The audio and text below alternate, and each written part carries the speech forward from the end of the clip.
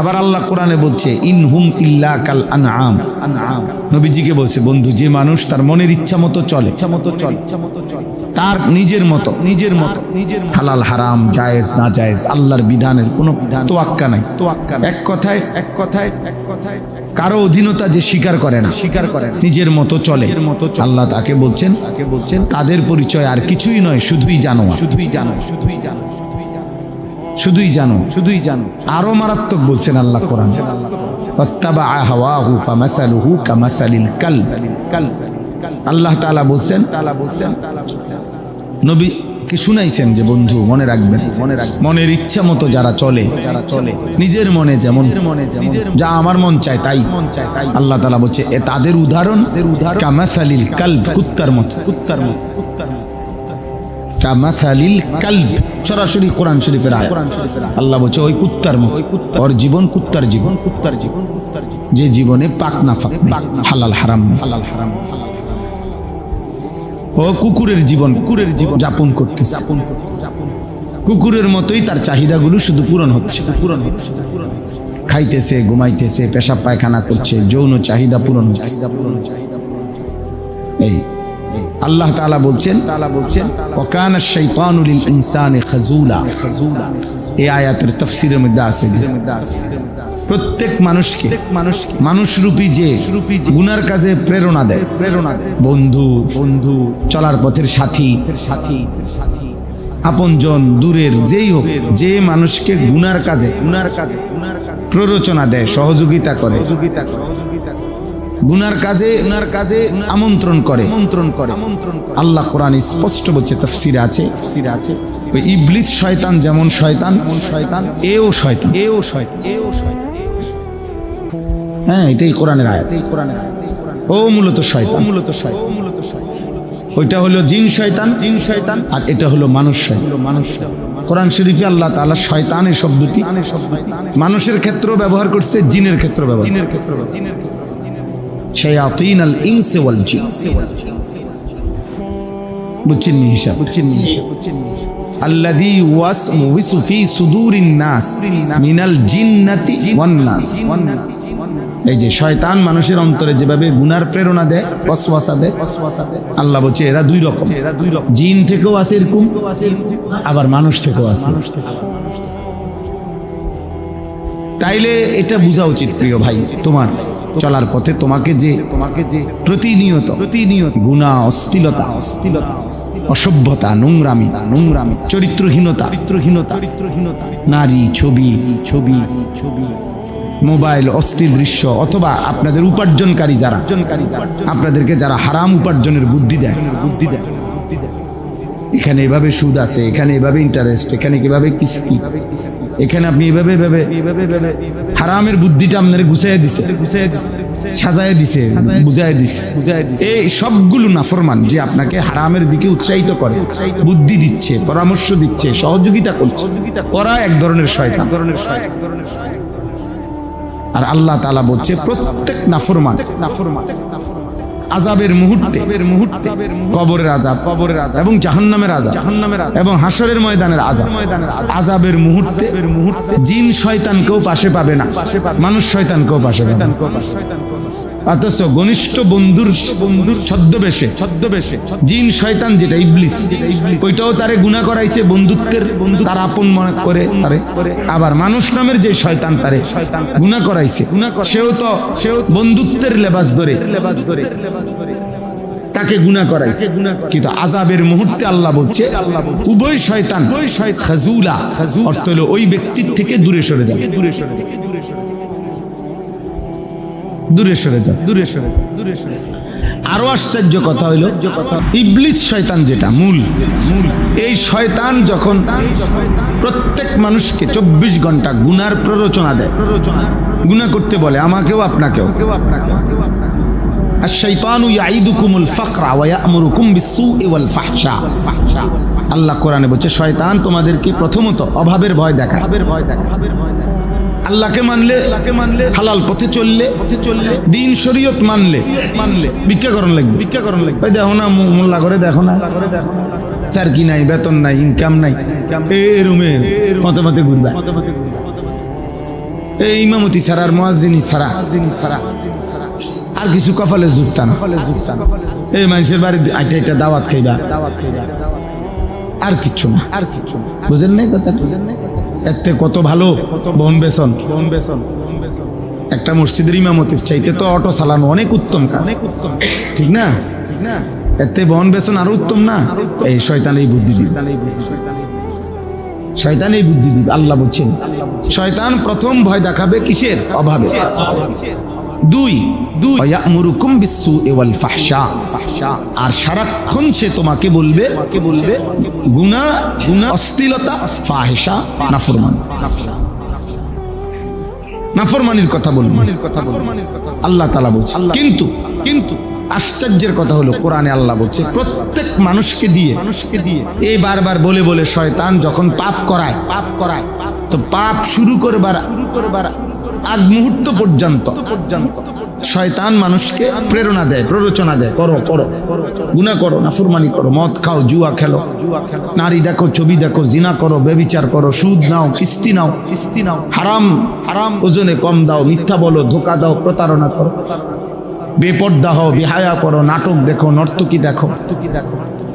আমি বা আপনি যাকে যে গুনাহ করায় আল্লাহ কোরআনে বলছে ঠিক যখন পাপী ব্যক্তি গুনাহটা শুরু করে তৎক্ষণাৎ শয়তান এই ইবলিস তার থেকে সরে যায়। কি করে সরে গিয়ে সে তখন দূরের থেকে শয়তান বলে ওই ব্যক্তিকে ইন্নী আখাফুল্লাহ, আমি আল্লাহরে ভয় করি।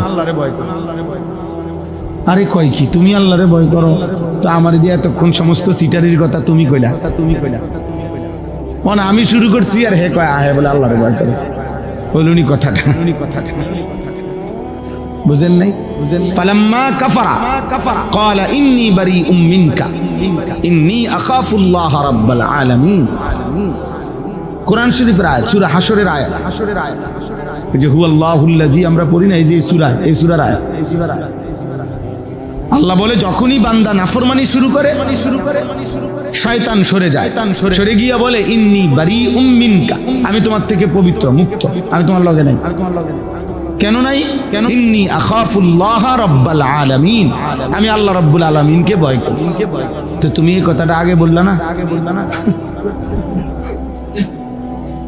তুমি দিয়ে আমারে কামে লাগাই, এখন তুমি কও তুমি আল্লাহরে ভয় করো, মানে কি? এটার তাফসীর কি? তাফসীরের মধ্যে আছে অর্থ হইল শয়তান ইবলিস সৃষ্টির শুরু থেকে সেই আদম থেকে আজীবন শয়তান তো দেখেছে, সে জানে যে প্রত্যেক পাপ আল্লাহর নাফরমানির কারণে আল্লাহর আযাব আসে। এই পৃথিবীতে যত নাফরমান ব্যক্তি গোষ্ঠীর উপরে আযাব আসছে পাপের কারণে, অপরাধের কারণে, ইবলিস দেখছে না? ইবলিস না দেখলে কেমনে? হেতু তো প্রথম থেকেই এই পর্যন্ত নূহ আলাইহিস সালামের কওমরে যে আল্লাহ তাআলা তুফান দিয়ে ধ্বংস করছে, এটা ইবলিস দেখে না? তো নমরুদকে যে আল্লাহ ধ্বংস করছে, এটা ইবলিস দেখছে না? ফেরাউনকে যে আল্লাহ ডুবাইছে, এটা দেখছে না সে? কওমে লূত, কওমে আদ, কওমে সামুদ, কারুন, নমরুদ, হামান, সাদ্দাদ, যাকে যত মুসিবত আল্লাহ দিছে, আযাব দিছে, তো সবই তো সে দেখছে। এই জন্য তার ইয়াকিন, এটা তাফসীর আছে যে ইবলিসের ইয়াকিন বান্দা যখন পাপ করে তখনই সে আল্লাহর শাস্তির যোগ্য হয়ে যায়। বাকি আল্লাহ দয়া করে হয়তো এখন দেয় না, আখিরাতে দিবে, আর কাউকে নগদ দেয়। এটা কার ইচ্ছা? আল্লাহর ইচ্ছা। কিন্তু সে কিসের যোগ্য? আযাবের যোগ্য। এখনই তার উপরে কি আসতে পারে? আযাব আসতে পারে। আর ইবলিস এটা ইয়াকিন করে আমিও যদি এই মুহূর্তে তার সাথে থাকি ওই আযাবে আমিও ধ্বংস হয়ে যেতে পারি, কাজে তারে কামে লাগাইয়া আমি সরে গেলাম যাতে আমি আল্লাহর আযাব থেকে বাঁচতে পারি। কেমন শয়তানের শয়তান, চিন্তা করছেন? এবার বুঝছেন শয়তান কেমন শয়তান? আর তোমার মতো বোকা তোমারে মিথ্যা আর গুনাহ, নারী আর ছবি আর অসভ্যতার অশ্লীলতার মধ্যে লাগাইয়া ওই শয়তান পর্যন্ত তোমার থেকে সরে যায়। তো তোমারে তোমারে একা ফেলে চলে, মানে তোমার লগে তো কোনো ভালো মানুষ নাই, কোনো ফেরেশতা তো নাই, কোনো নেককার তো প্রশ্নই আসে না, এমনকি শয়তান পর্যন্ত তোর লগে থাকে না। ইবলিস পর্যন্ত তার সাথে তখন কি সরে যায়, যে অর্থাৎ ইবলিস তখন অপেক্ষা করে, হায় না জানি এই হারামখোরের উপরে আল্লাহর আযাব আসে, না জানি নারীর অস্থির ছবি দেখতেছে, আহা না জানি এই মুহূর্তে আল্লাহর আযাব আসে, না জানি মূর্তি পূজা করছে, শিরিক করছে, না জানি এখন আযাব আসে। ইবলিস এই কথা ভয়ে সরে যায়। এই জন্য এটা বোঝা উচিত, আপনারা যারা, আমরা যারা, ছেলেরা যারা, সবার বোঝা উচিত। গুনাহ মানুষকে একদম ঘৃণিত করে, ফেলে দেয়। আল্লাহ থেকে যে ছুটে যায়, নিজেকে বিচ্ছিন্ন করে দেয়। কোরআনে আল্লাহ বলছে ফাকান্নামা খাররা মিনাস সামা, তাকে যেন ফেরেশতা সাত আসমান থেকে আছাড় মারে।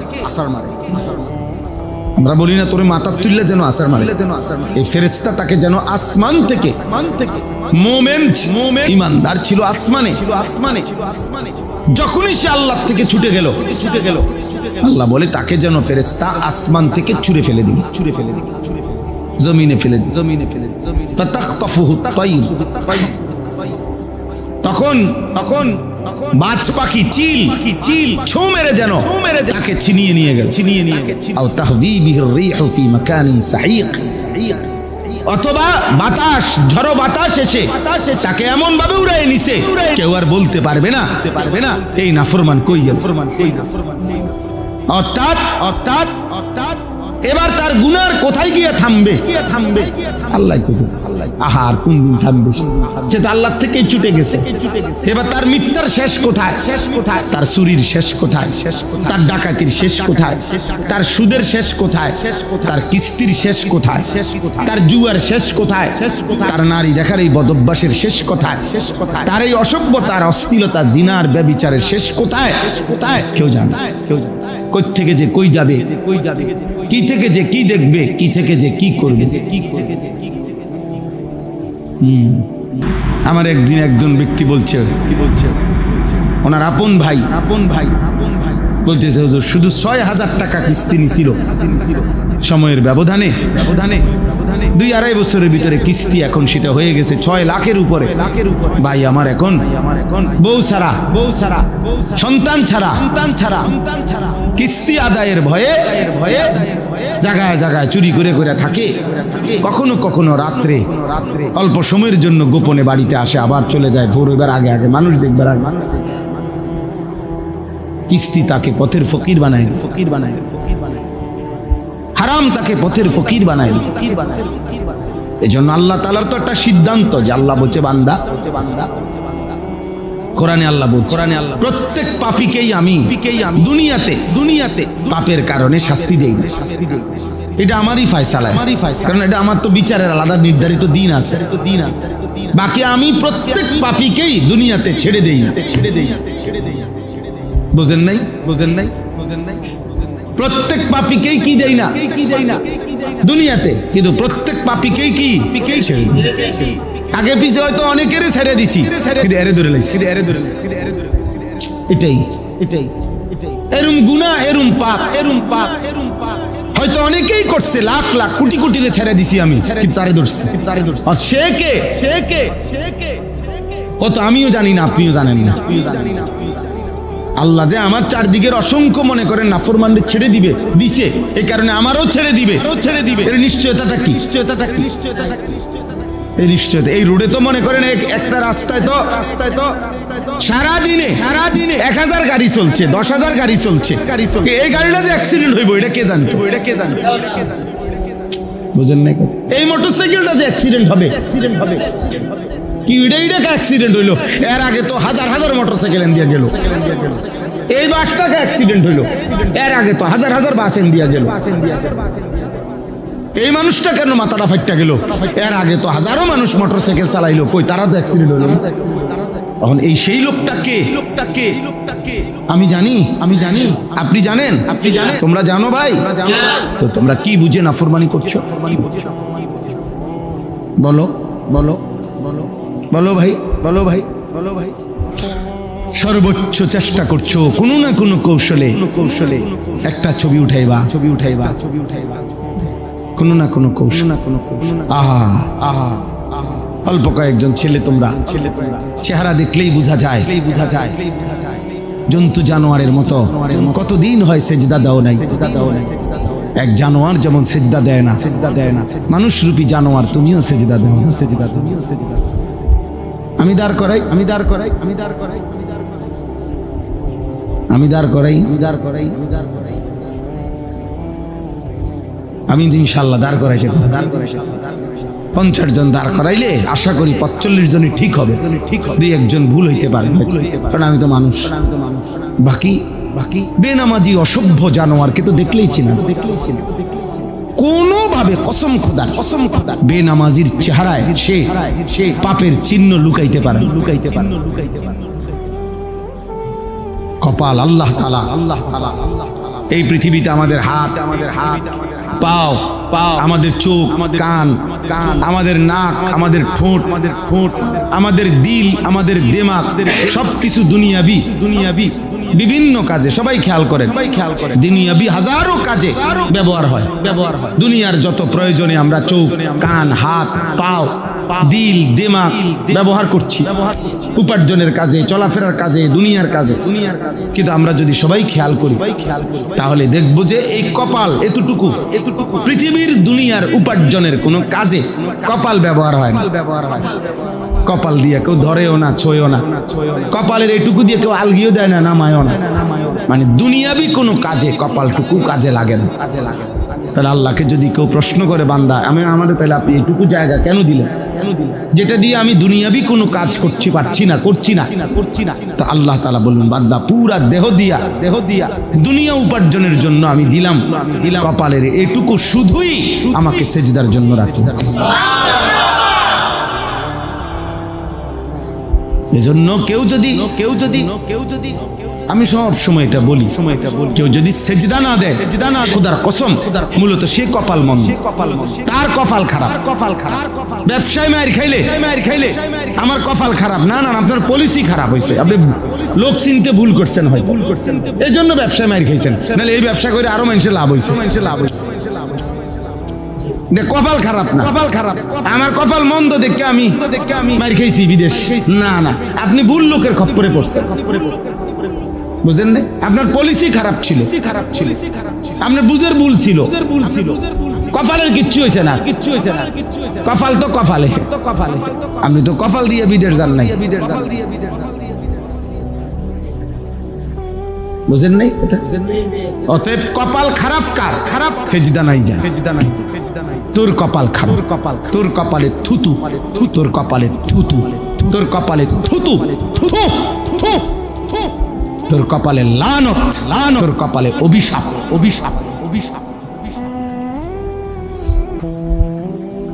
তোর কপালে অভিশাপ। ইন্না আলাইকা লানাতা ইলা ইয়াউমিদ্দিন। ইবলিসকে আল্লাহ বলছে, সরাসরি কোরআন শরীফের আয়াত। ইবলিসকে আল্লাহ বলছে, সেজদা দিলি না? আল্লাহ বলছে, কিয়ামত পর্যন্ত তোর উপরে আমি আল্লাহর লানত। একদম কোরআন শরীফের আয়াত। ইবলিস তার অপরাধটা কি ছিল? আর কি অন্য কিছু? ইবলিস 30 বছরের নাফরমান। বুঝেন নাই? ইবলিস কোন যে 30 বছর ধরে কি করে নাই, ওই একবার শুধু, ওই 1 মিনিট মাত্র, ওই 10 সেকেন্ড হয়তো, এই মাত্র বলছে সেজদা দিতে, এই শুধু এই সেজদাটাই সে দেয় নাই। আল্লাহ তার একটা সেজদা দিতে দেরি করছে। ঘটনা ঘটছে অনমনো 10 মিনিট হয় নাই, ঘটনা ঘটছে কোনো 10 দিন হয় নাই, ঘটনা ঘটছে মাত্র। আল্লাহ তাআলা তৎক্ষণাৎ বলে দিছে, বেঈমান বাইর ফখরুজ ফাইন্নাকা রাজিম। বের হ বেঈমান, আজকে থেকে তুই অভিশপ্ত, বের হ। সেজদা দিলি না নাফরমান, বাইর যা, দুনিয়া ভোগ কর, যা কুত্তা বিলাই দুনিয়া ভোগ করে, তুইও ভোগ কর, যা। শুকর দুনিয়া ভোগ করছে, যা বেঈমান। ভাতে তো খাইবি আর কি, খা, ভাত খা। পেশাব করবি আর কি, পায়খানা করবি আর কি, ঘুম যাবি, যা নারী দেখবি, ছবি দেখবি, যৌন চাহিদা পূরণ। তো এগুলো তো জানোয়ারেরও পূরণ হয়, কুকুরেরও তো বাচ্চা হয়। তো কুকুরের নলে যৌন চাহিদা যদি পূরণ না হয় তো কুকুরের বাচ্চা হয় কেমনে? শুকরের বাচ্চা হয় কেমনে? ছাগলের বাচ্চা হয় কেমনে? গরুর বাচ্চা হয় কেমনে? বলেন না, বলেন না। জীবন মানে শুধু এতটুকু। আমরা বুঝা উচিত, আপনারাও বুঝা উচিত, আপনাদের হিসাব করা উচিত। এই আপনারা যারা বাপ, আপনারা যারা চাচা, আপনারা যারা দাদা,